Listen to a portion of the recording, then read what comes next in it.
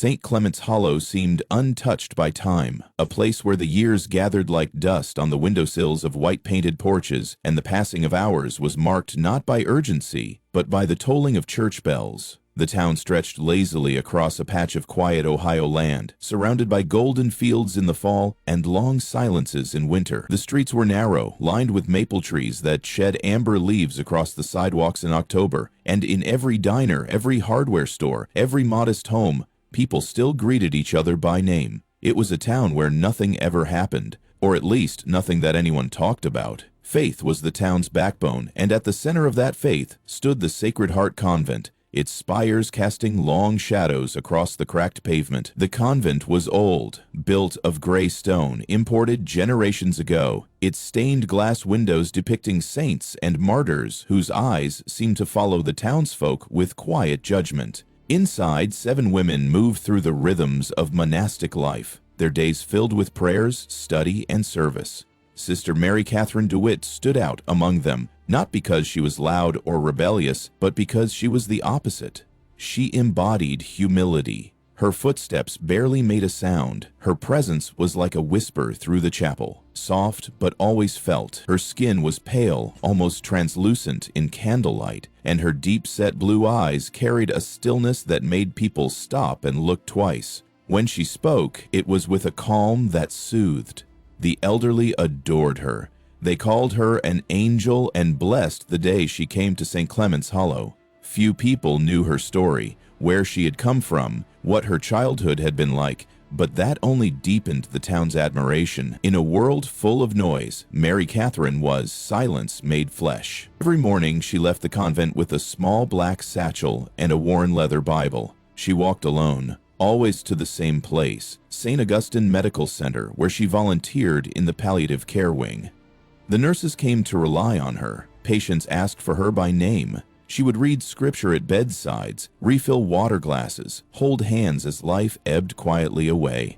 To the staff, she was a blessing. To the patients, she was often the last face they saw before closing their eyes forever. Her compassion seemed endless. Her eyes never wavered, not even in the presence of death. Some said she brought peace to the dying. Others whispered that she had a strange serenity about her, as if she was more comfortable with the dead than the living. What no one knew was that Mary Catherine kept a journal hidden beneath the floorboard in her convent room. It was bound in red velvet, its pages filled with names. She wrote in it every night after evening prayers in careful, cursive script. There were 66 names by the time she was arrested, 66 entries, each one describing a final breath, a whispered verse, a moment of stillness that followed her touch. She told herself she was doing God's work, that pain was a prison, and she was setting souls free. But buried deep in those pages was a different truth, the truth that it made her feel powerful, that each death left her with a deeper sense of purpose than any prayer ever had. From a distance, the convent remained a picture of piety. No one suspected that its youngest resident harbored such darkness. The Mother Superior called her our quiet light. The townspeople brought her fresh produce and handmade quilts. On Sundays, they knelt beside her at Mass, never guessing that while they prayed for forgiveness, Mary Catherine prayed for the strength to continue. The duality within her grew sharper with each passing month. In public, she served with grace. In private, she watched the faces of the dying for that final flicker, that last surrender, and something in her came alive. St. Augustine's staff never questioned the frequency of deaths in the hospice wing. Most patients were elderly, terminal, forgotten by families who visited once a year, if that. The hospital chalked it up to the inevitable. But slowly, whispers began. A few nurses noticed patterns, sudden drops in vitals, patients who had seemed stable passing away without warning, always during Mary Catherine's shifts. One nurse mentioned it to a supervisor, then another, but there was no evidence, no reason to suspect the young nun, whose face reflected candlelight like that of a saint. The suspicion was fleeting, pushed aside by faith and trust. The true horror lay in how ordinary it all appeared. Mary Catherine never broke rules in obvious ways. She never raised her voice. She followed protocol, documented visits, signed off medication logs. She blended so seamlessly into the hospital's fabric that no one ever thought to question her. And that was her greatest weapon. Not poison or syringe, but invisibility. The kind of invisibility that grows when someone is so trusted, so revered, that no one imagines they could ever harm us. But Mary Catherine had stopped seeing souls a long time ago. To her, each patient was a door, and with every death, she stepped deeper into the darkness behind it. By the summer of 2023, the deaths began to accelerate. She was no longer waiting for signs of pain or decline. Her ledger thickened, her eyes grew colder. And yet, outside, nothing changed. She still walked to the hospital with her Bible pressed against her chest. She still knelt at Mass. She still smiled at children in the town square. But something inside her had shifted beyond return. The line between mercy and murder had vanished, and in its place stood a young woman who believed she was chosen not to save lives, but to end them, with grace, with purpose, and with silence. In the heart of St. Clement's Hollow, where belief was woven into every porch light and church pew, the most devout among them harbored a storm, and no one saw it coming. Between 2021 and 2023, a subtle and chilling pattern began to take shape behind the clean white walls of St. Augustine Medical Center in St. Clement's Hollow, Ohio.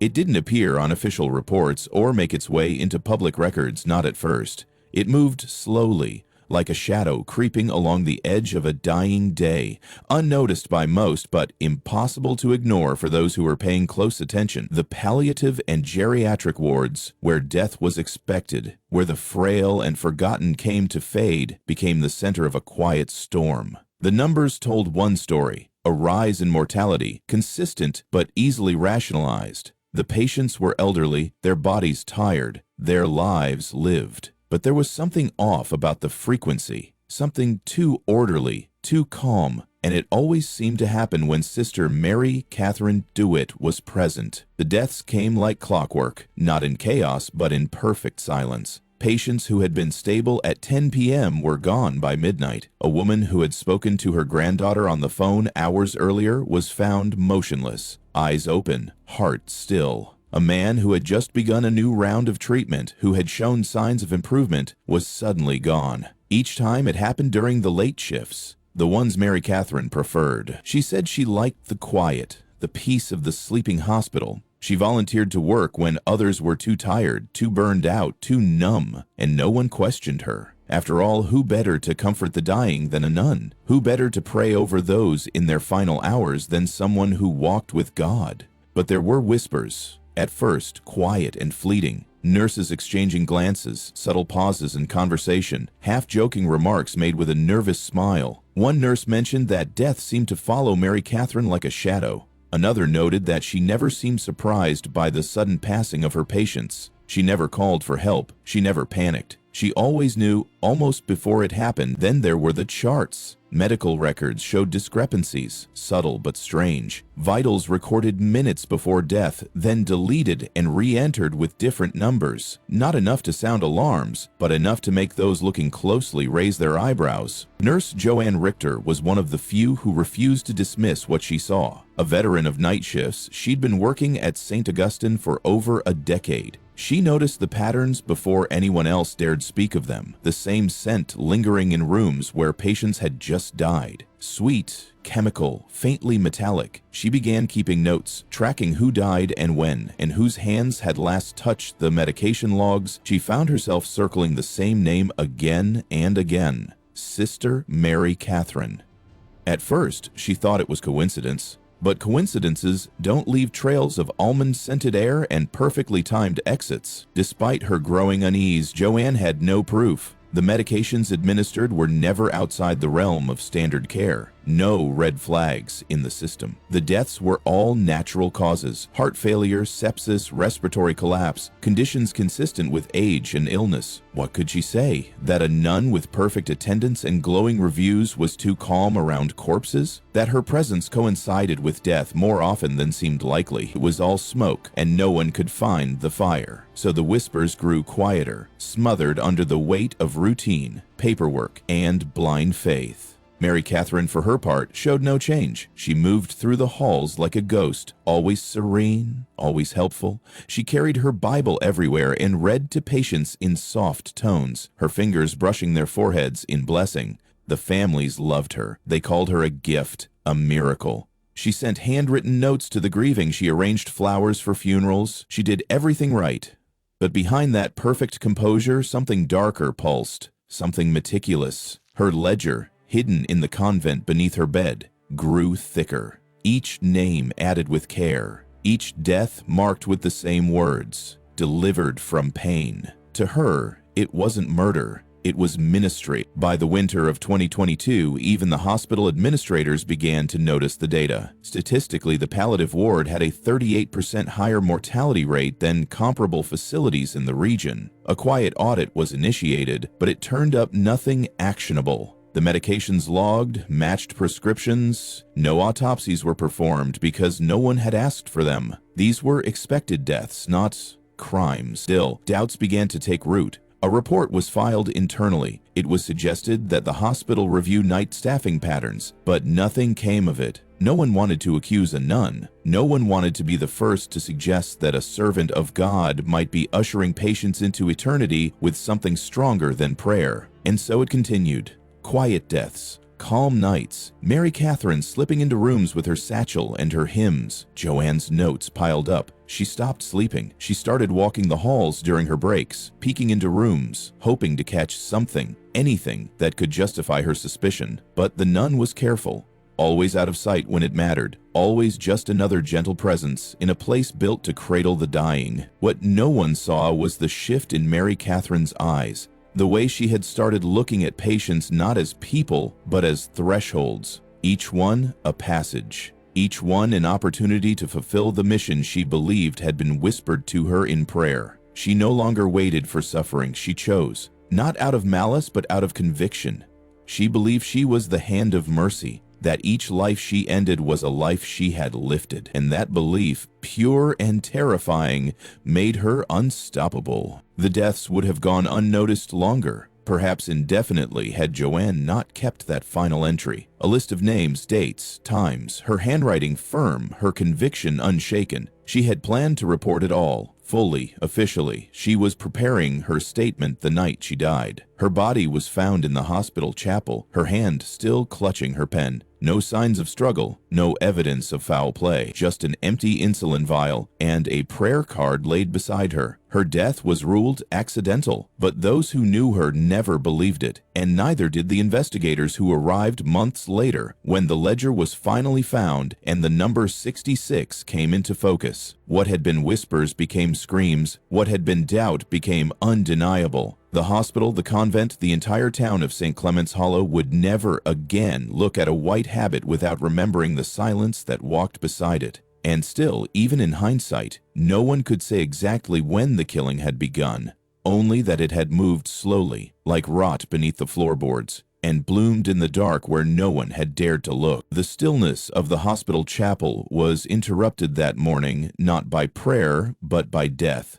Joanne Richter's body was discovered slumped at the end of the front pew, her head tilted to the side, her eyes open but unseeing. The single light above the altar flickered slightly, casting faint shadows across her face. Beside her on the polished floor lay a capped syringe, an empty vial of insulin, and a folded note with no handwriting, just the indentation of pen strokes that had pressed too softly to leave ink. Joanne had no history of diabetes, no reason to be carrying insulin, and yet the cause of death, as listed by the attending physician, was hypoglycemia-induced cardiac arrest. An accident, they said. Perhaps stress, exhaustion, a tragic self-administered dosage. But even before the body was wheeled away, a cold silence settled over those who had known her, a sense that something far more deliberate had taken place in that holy, quiet room. What Joanne had left behind, however, shattered the illusion of an innocent death. In her apartment, tucked between pages of a hymn book on her nightstand, investigators found a small, leather-bound diary. The cover was cracked from years of handling. Inside, every page was inked with the same handwriting, a meticulous cursive that betrayed no hesitation. The entries dated back nearly 16 months and spanned multiple patient deaths. Each line contained specific details: room numbers, timestamps, physical symptoms, names of medications, notes on behavior. But what stood out most were the patterns. Names repeated in clusters, the same times, the same shift schedules, the same nurse assigned to the floor each night. And at the center of every single page, Sister Mary Catherine. Joanne had written with obsessive precision. She had noted the scent of almonds in the air. She had described how Mary Catherine would request to be alone with certain patients, how she always carried the same small pouch, how she would reappear in the hallway seconds after monitors flatlined. Her writing wasn't dramatic or emotional. It was clinical, calm, and damning.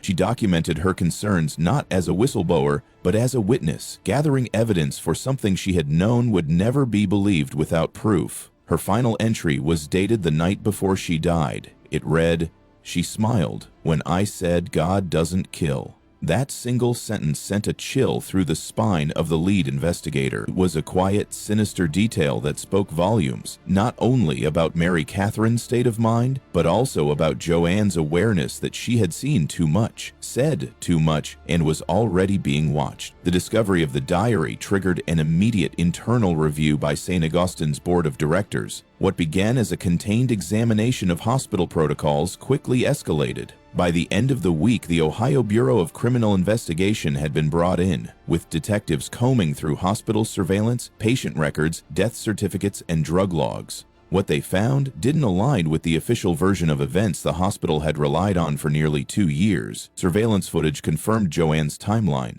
In case after case, Mary Catherine was seen entering patients' rooms alone just minutes before their vitals crashed.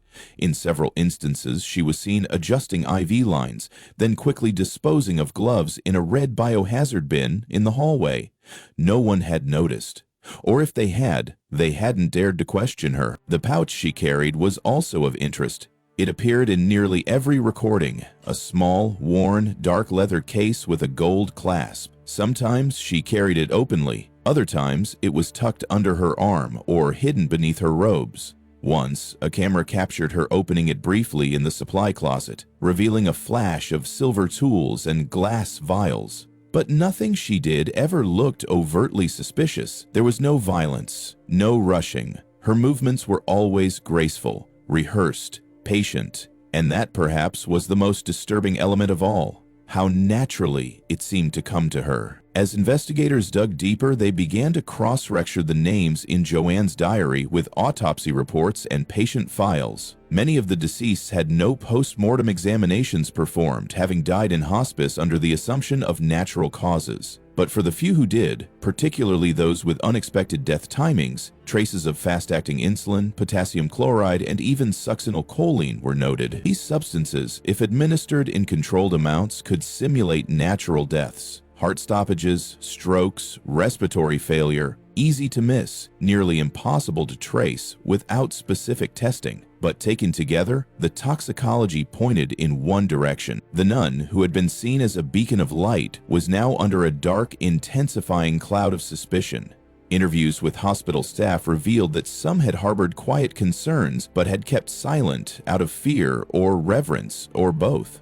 One orderly recalled seeing her rinse gloves in the utility sink in the middle of the night. Another remembered how patients always seemed to go peaceful when she was around. Some nurses admitted they had long admired how serene she was in the face of death. No one had ever thought to ask why she was always there in those final moments. It was as if death had sought her out. Or worse, as if she had invited it.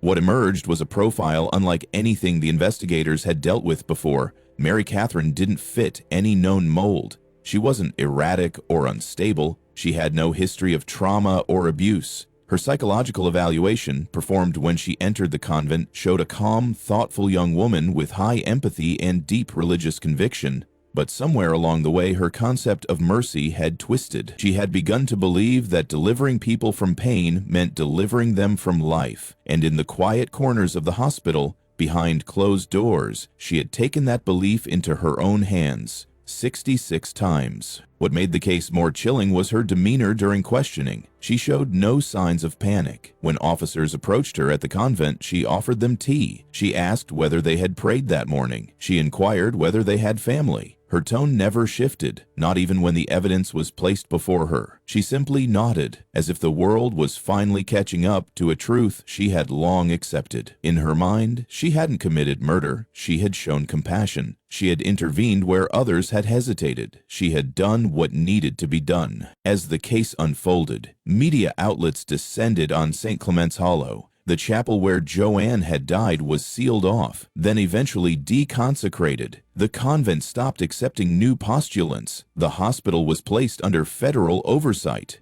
Joanne Richter, once just a night nurse in a forgotten corner of Ohio, was hailed as a hero. Her diary became part of the official case file and was later referenced in criminal psychology courses across the country. Her name was etched into a plaque outside the hospital chapel. Beneath the words, "In courage, she brought the truth into light." But for the people of St. Clement's Hollow, the fallout was irreversible. They had trusted her. They had opened their homes and hearts to her, and she had used that trust like a blade. The realization that someone could commit such acts under the guise of faith, methodically, without remorse, left scars that ran deep.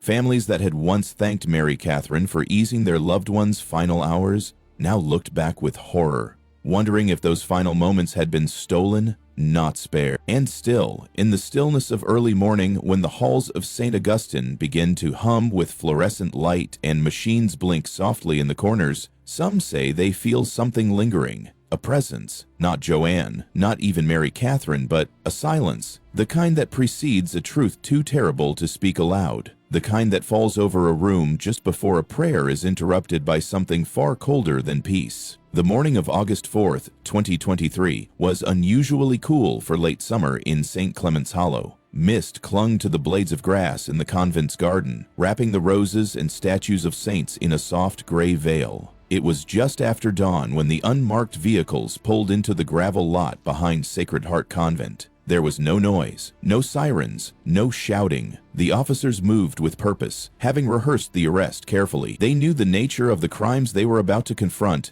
but few could have anticipated the quiet reverence of the moment, or the reaction of the woman at its center. Sister Mary Catherine DeWitt was kneeling in the prayer garden when they found her, her rosary coiled in her lap, eyes closed, lips moving in silent devotion. When she opened them and looked up at the officers, there was no fear, no surprise, only something that resembled relief. As if the moment had been long expected, she stood slowly, brushed the dew from the hem of her habit, and offered her wrists with a gentleness that left the officers momentarily unsure how to proceed.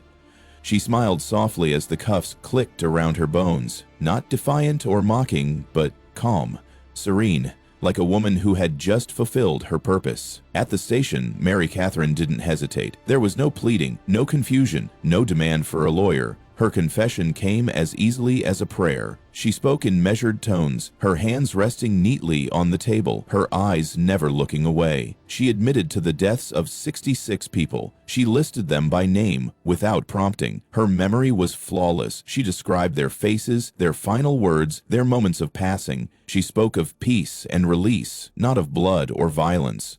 Her words were chilling in their clarity. She didn't see herself as a killer. She was, in her mind, a vessel, an instrument of divine mercy. She explained her methods with unsettling detail.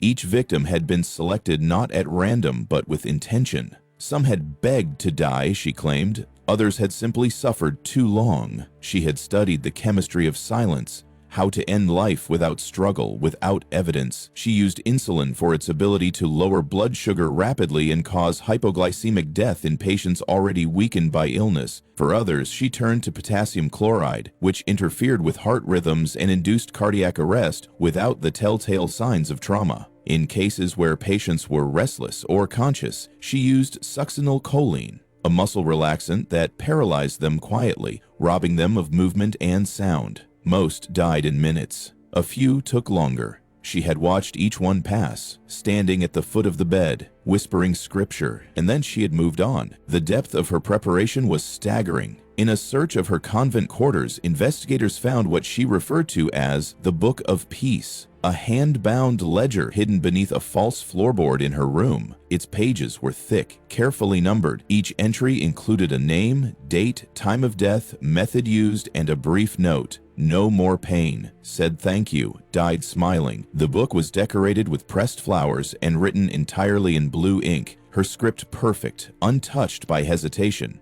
It was not the diary of a troubled mind, but the logbook of someone who believed deeply in the righteousness of their acts. Authorities were horrified not just by the body count, but by the deliberate precision. Mary Catherine had operated under the radar for over 2 years in a hospital with tight protocols and regular audits. She had done so without detection, slipping between lives and deaths like a shadow. Her familiarity with the hospital systems, access to medications, and spiritual authority had insulated her from suspicion. Patients trusted her, families praised her, doctors left her to sit quietly with the dying, unaware that she was orchestrating their final moments. When asked why she had done it, why she had not simply offered comfort without intervention, her answer was chilling in its conviction. She said that pain was an affront to God, that the world had forgotten how to die with dignity, that she had been called to bring closure where medicine failed. She didn't cry. She didn't waver. She offered her confession like a sermon, clear, composed, unwavering. The only emotion she showed came when one investigator asked if she regretted anything. She paused for the first time, then said, "Only that I couldn't help more." Word of her arrest spread rapidly. By that evening, news vans lined the road outside the convent. Headlines across the state read like fiction. "Nun confesses to 66 mercy killings. Angel of death in Ohio convent. Faith and death intertwined." The public was torn between disbelief and morbid fascination. Some saw her as a monster, others as a misguided saint. But the facts were undeniable. 66 people, all under her care, all now gone, and all meticulously chronicled in her private scripture of death. The investigators spent weeks cross-referencing her ledger with hospital records. Every single name matched a death in the palliative or geriatric unit of St. Augustine Medical Center. In most cases, there had been no autopsies. The causes listed on the death certificates, cardiac failure, pneumonia, sepsis, were all consistent with advanced age and terminal illness. But Mary Catherine had admitted to them all. There was no need for denial. She claimed the truth was finally free. Her arrest sparked national debate. Religious leaders were forced to comment. Ethicists argued over end-of-life care, the boundaries of compassion, the dangers of unchecked spiritual authority in medical environments. Some patients' families refused to believe she had done it. Others demanded to know why no one had protected their loved ones. Hospital administrators were placed on leave. The entire St. Augustine facility was subjected to federal investigation. And through it all, Mary Catherine remained composed. In her jail cell, she read her Bible. She recited prayers. She greeted visitors with kindness. She never denied her crimes, nor did she express shame. She believed she had saved lives by ending them. What stunned psychologists most was her stability. She was not delusional, not psychotic, not detached from reality. Her motives were wrapped in religious certainty. She had no history of abuse, no signs of trauma, no apparent desire for fame or attention. Her acts were private, ritualistic, and coldly methodical. She had not sought glory, she had sought peace on her terms, and that made her all the more terrifying. Mary Catherine's case would go on to reshape how hospitals worked with chaplains, how background checks were conducted, and how patterns in hospice mortality were monitored. But no policy could undo the damage. 66 lives had been ended by the hands of a woman sworn to serve God. Each one left a scar. Each one left a silence deeper than the last. And in the basement evidence vault of the Ohio Bureau of Criminal Investigation, the Book of Peace now rests in a glass case, a reminder that the face of mercy can sometimes wear the softest smile and hide the darkest truth. The trial of Sister Mary Catherine DeWitt began under gray skies in early February 2024. Columbus, the usually reserved capital of Ohio, transformed overnight into a stage for one of the most sensational criminal proceedings in recent American history. Journalists from across the country filled every available seat in the courtroom, their cameras poised outside the courthouse steps, their microphones ready to catch every breath of outrage and disbelief. Inside, the air felt heavy, like it was holding its breath. Families of the victims clutched photographs and rosaries. Protesters lined the sidewalk, some holding signs condemning her as a murderer, others defending her as a misunderstood soul led astray by spiritual zeal. There was no consensus, only noise, emotion, and the overwhelming sense that something holy had been corrupted beyond recognition. Mary Catherine appeared in court, dressed in a plain navy prison uniform, her long hair braided tightly down her back, her posture straight, her face devoid of expression. She didn't look around the room. She didn't search for familiar faces. She kept her gaze forward, her hands folded calmly in her lap. She didn't flinch as her name was read aloud alongside 66 counts of first-degree murder. The courtroom, packed wall to wall, seemed to fold in on itself as the weight of those words filled the space. The prosecution wasted no time in constructing their image of her. Not a nun, not a caretaker, but a calculated predator who exploited her role as a spiritual comforter to carry out systematic killings. They presented timelines, surveillance footage, and excerpts from the Book of Peace, her handwritten ledger of the dead. They displayed toxicology reports showing fatal doses of insulin, potassium chloride, and succinylcholine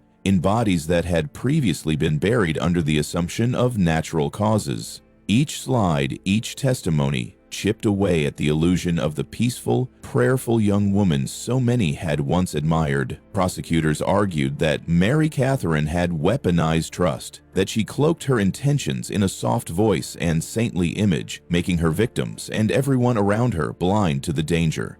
Her killings weren't acts of mercy, they said. They were expressions of control, of a warped theology that made her judge, jury, and executioner. One by one, they called family members of the deceased to the stand. Some sobbed through their statements, unable to say their loved ones' names without breaking. Others spoke with controlled fury, their voices shaking as they demanded to know why no one had protected the people who had entrusted their final days to her care. But the defense had its own narrative, one not of evil, but of distortion. They argued that Mary Catherine suffered from religious delusion, a mental illness shaped by isolation, unresolved grief, and overexposure to death in her formative years at the convent. They brought in psychologists who testified about a condition known as Messiah complex, explaining how individuals can come to believe they have a divine mandate to end suffering, even if that means they detailed her long hours, her lack of rest, the psychological toll of working night shifts surrounded by death, and how the lines between compassion and cruelty may have blurred. Her attorneys emphasized that she had never acted out of hatred or greed, that she had never sought attention, that her acts, while horrendous, came from a place of... The courtroom was divided. Some witnesses remembered her as kind and devout, always ready to listen, always ready to pray. They recalled her reading to the dying, holding their hands, sitting in silence as breath slowed and eyes dimmed. Others remembered a strange edge beneath the softness, a lingering stare, an eerie calmness at every deathbed. One nurse described how she always seemed to be the last person in the room when a patient passed. Another recalled how Mary Catherine would cry at funerals, but never touched the coffins, never stood too close, as if separation mattered to her only after death. Psychiatrists debated her mental state at the time of the killings. Was she insane? Or was she fully aware and simply convinced that she was acting on behalf of a higher authority? Her refusal to plead guilty or show remorse didn't help the defense's case. She spoke only when required, never apologizing, never expressing regret. When asked if she had anything to say to the families, she merely replied that she had prayed for every soul and would continue to do so. The media painted her in conflicting shades. Some dubbed her the Angel of Death. Others called her the Silent Saint. Editorials debated whether she was a symbol of how faith can be twisted into horror or a product of a broken system that had failed to recognize her unraveling. The Catholic Church, under immense pressure, issued carefully worded statements distancing themselves, while urging compassion and reform in hospice care. Religious leaders condemned the killings while acknowledging the desperate need for psychological oversight in those offering end-of-life spiritual support. As the days passed, the courtroom grew more solemn. The grim details weighed heavier with each session. The final blow came when the prosecution displayed the complete contents of the Book of Peace, 66 names, each written with care, each accompanied by a description of death that read more like ritual than record. Slept well, no pain, gone before morning, peaceful, didn't resist. The uniformity of it chilled everyone. It wasn't chaotic or impulsive, it was structured, clinical, precise. Faced with that ledger, the jury deliberated for less than 4 hours. The verdict came on a quiet Thursday morning. The room was packed to capacity, cameras trained on the entrance. As the judge entered and silence fell, all eyes were on Mary Catherine. She showed no change in expression. She didn't look at the jury. She didn't react when the foreman read the decision. Guilty on all counts. Gasps erupted from the gallery. A few relatives wept openly. Others sat frozen. Mary Catherine simply lowered her head, not in shame, but in prayer. In the days that followed, sentencing was handed down. Life imprisonment without the possibility of parole. The judge, in a statement, called her actions the calculated dismantling of sacred trust and a crime that strikes at the heart of our belief in care, compassion, and dignity in death. She was remanded to the Ohio Reformatory for Women, where she was placed in a high-security unit under constant psychiatric monitoring. The trial left scars that would take generations to heal. Hospitals across the state reevaluated their relationships with religious volunteers. Training programs were overhauled. Surveillance systems were upgraded. But the real damage was quieter. Families who would never know if their loved ones had asked to die, who would never again find peace in the idea of a peaceful passing. For the town of St. Clement's Hollow, the name Mary Catherine DeWitt would never again be uttered without unease. She had come wrapped in reverence and left wrapped in chains. And yet, in her own mind, she remained faithful. She believed she had delivered peace to those who suffered, even as the world condemned her. Her trial was not the fall of a monster, but the public unveiling of a believer whose faith had gone so far inward it had inverted. Her conviction was complete, not just by the state, but by her own unwavering certainty that she had done God's will, even if the world called it murder. On March 17, 2024, the final chapter in the trial of Sister Mary Catherine DeWitt was written in cold, legal language that belied the enormity of what had unfolded over the previous year. In a packed courtroom filled with grieving families, journalists, and stunned observers, the judge's voice echoed against the stone walls as he read the sentence. Guilty on all 66 counts of first-degree murder. The penalty, life imprisonment without the possibility of parole, fell like a final bell toll over the wreckage of faith and trust that had once held a small town together. There were no cheers, no expressions of triumph. Only silence, thick and suffocating, as the gravity of her crimes finally settled into the minds of those who had come seeking justice, not closure. For in the wake of her conviction, closure seemed impossible.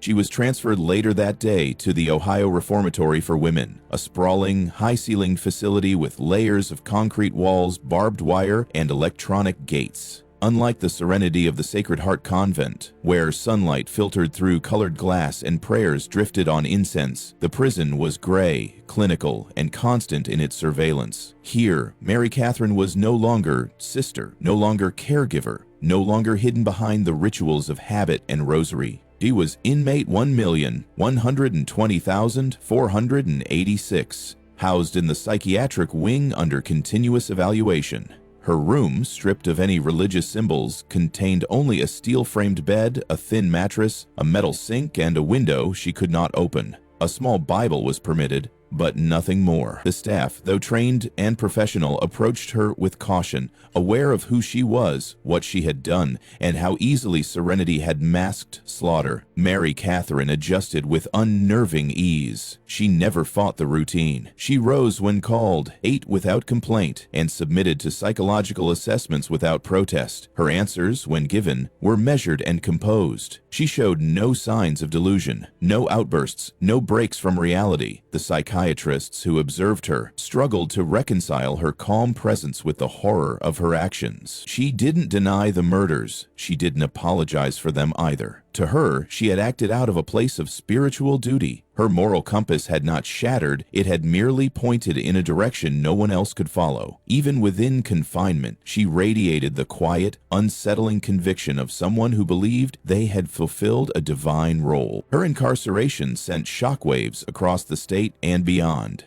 The Catholic Church, already grappling with scandals of its own, was forced to confront the nightmare of one of its own members turning sacred vows into tools of death. Public statements from diocesan leaders expressed sorrow, offered condolences to the victims' families, and promised internal reforms. But behind closed doors, the damage was deeper. The Sacred Heart Convent, once a symbol of humble devotion, was shuttered just weeks after the sentencing. Its windows were boarded, its iron gates locked with chains. The bell that had rung through the town every Sunday fell silent. Flowers left at the foot of the convent steps withered, uncollected. Within months, the building was put up for sale, but no one came forward to buy it. No one wanted to live where 66 souls had been marked in silence. The medical community, too, reeled from the fallout. Hospitals across Ohio and beyond launched sweeping internal investigations. Protocols around chaplain access were rewritten. Palliative care wards received new monitoring systems with cameras installed in every private room. Nurses and volunteers were retrained on ethical boundaries, and psychological screening for end-of-life care workers became mandatory. St. Augustine Medical Center, where Mary Catherine had once walked the halls in quiet grace, was placed under federal oversight. It introduced biometric logging for medication handling, and every death now triggered an automatic audit. These measures were not symbolic. They were desperate, tangible attempts to repair the trust that had been shattered, but for many families, it was too late. In St. Clement's Hollow, life moved on in strange, haunted fragments. The town, once sleepy and bound by tradition, now carried a wound that refused to close. The church pews were emptier on Sundays. The hospital lost many of its long-serving staff. Conversations in diners and post offices drifted into uneasy silence whenever her name was mentioned. Children who had once waved at the nuns passing by now asked their parents if angels could kill. Parents, in turn, were left grasping for words, trying to explain how someone so soft-spoken, so seemingly kind, could carry death in her hands without hesitation. Some chose to forget, to pretend it had been a bad dream. Others lit candles every year on March 17th in memory of those taken. And still others carried guilt because they had trusted her, because they had smiled at her, because they had not seen what had been right in front of them. Her name, once spoken with admiration, became something else entirely, a ghost in the town's memory. Mary Catherine was now a whispered warning, a lesson passed on in half-finished sentences. Her photograph was removed from church bulletin boards, from framed halls at the convent, from community newsletters that had once praised her for her unshakable compassion.